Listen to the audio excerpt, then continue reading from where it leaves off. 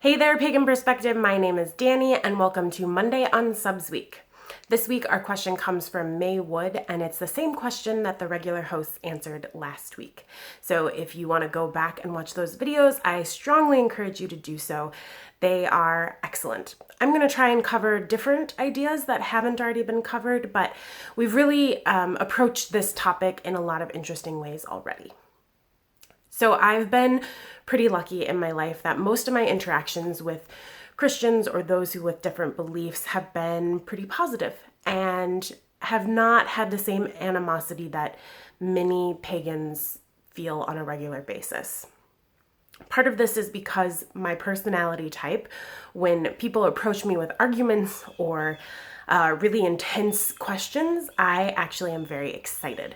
I find debate is a great way for me to understand someone else. And if I can play devil's advocate and argue a side that I don't actually believe in, that's how I know or think that I know the other side in a really solid and thorough way. So a debate is a great thing for me, and that helps me take in that animosity of those first interactions or new relationships with someone who doesn't understand my belief or faith in a really positive way. It's easy for me to deflect any animosity or negativity coming at me because I'm just excited about the debate.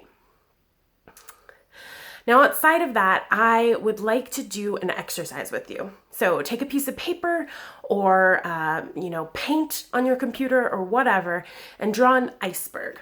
So basically draw a giant oval, some bumps, and then on the top quarter part of your oval or iceberg, draw a line that represents the water.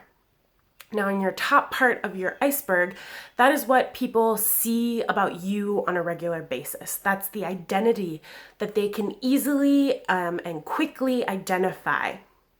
So for me, the things that people see as my identity right away is that I'm white. They can usually pick out that I'm of Irish descent because of my hair and my freckles and all of that. They can see that I have glasses, so I have some sort of eye problems. And they can usually tell that I'm middle class. Some of those basic things. I am of a privileged class, and you can kind of see that right away on the top part of my iceberg. Now, when you get under the water, there are lots of things that you can't see, but are still very important to my identity and thus the way I interact with my world, the people I interact with, and my lens that I'm doing everything in my life. So under the water in my iceberg, you will find that I had a disabled sister. My dad has Parkinson's. That means I come at many things from a caretaker point of view. I've done a lot of caretaking in my life, and that influences me greatly.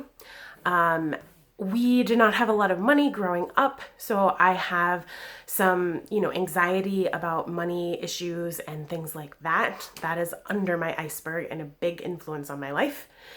Then there is my faith. Most people cannot tell that I'm a Druid or a pagan just by looking at me. I dress very conservatively in my work, and the symbols that I wear are pretty neutral. I don't think everyone recognizes pagan symbols as pagan symbols, so it's easy for me to blend in. But it's a huge influence on my life, clearly, and a big part of what's under the water for my iceberg. Now, I could go on, and I hope that this has given some ideas for you to do your own iceberg. This exercise, as you analyze how people see you versus the identity that is a part of your life, is a really useful tool in recognizing that there is more to everyone else that you're interacting with too. It's important that we understand everyone's identities and the things that identity influences about the way we communicate or interact. And this is, I think, a useful exercise with interfaith relationships, because most of the time you can't tell just by looking at someone what their faith is. And it's really hard to know what the core tenets or that individual's interpretation of those tenets for their faith actually are until you've had a communication or, some sort of interaction where those things come to light. It is hard, I think, for Christians to understand that the pagan faith is a positive or really beneficial thing to the people who have that faith. So one of the things you can do in an interaction with a very antagonistic Christian is to say, I recognize that your comment, "you're going to hell," comes from a place of concern, that you believe in hell and you believe that those who don't follow your faith end up in this place. And you care so much about me that you want to prevent that. I know this is probably not the case for all Christians who are saying this, particularly online. I think it's just like a immediate reaction for some people, but let's give them the benefit of the doubt. So if you start the conversation with that, then you can go into, but actually, paganism means this to me, and my faith brings me all of the same things that yours does. I would also maybe cautiously touch on how much empowerment you get from paganism.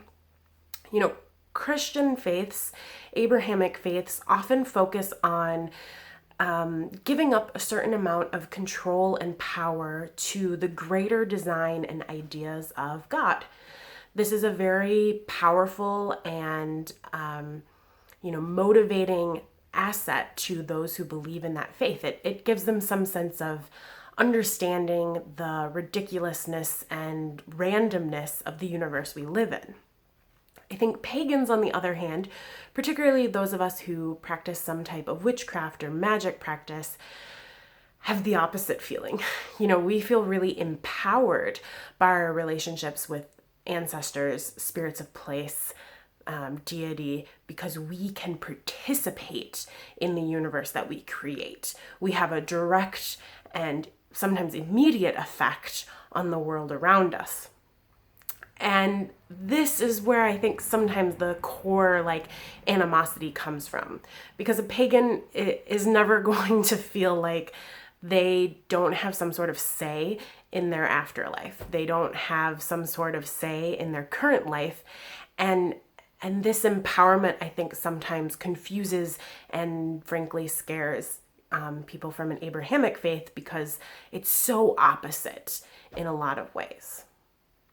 So this video, I could talk about this way more, but basically my idea is that just give them the benefit of the doubt that they're coming from a place of love and just misunderstanding.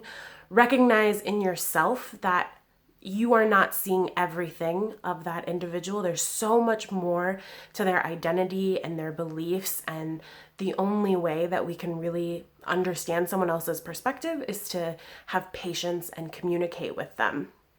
And then just emphasize what your practice and faith brings to you. That you are not worried about hell, you are not worried about the same concerns that they are, that you feel empowered and connected by your faith, and that's what allows you to be a really awesome person and interact in your community the way that you do. There is always the opportunity to just not put up with the shit. Sometimes you will be talking to someone, or they will be leaving comments on your video on YouTube, and it's clear that they just are having a shitty day and they want to take their anger and frustration out on someone else. And you don't have to put up with that. You can block them, you can leave the conversation. Don't take that personally. That is on them, and you have better shit to do with your day than try and pacify someone who you've already done all these nice things for. Just leave them on their own. They'll figure it out, or they won't. It's not your concern. Okay, I hope this was helpful. I've had a lot of tech issues, so sorry for the quality and framing of this video, but hopefully this one will work and get up so that we can carry the conversation on in the comment section. Thanks for watching, and as always, may you find peace in the sacred grove.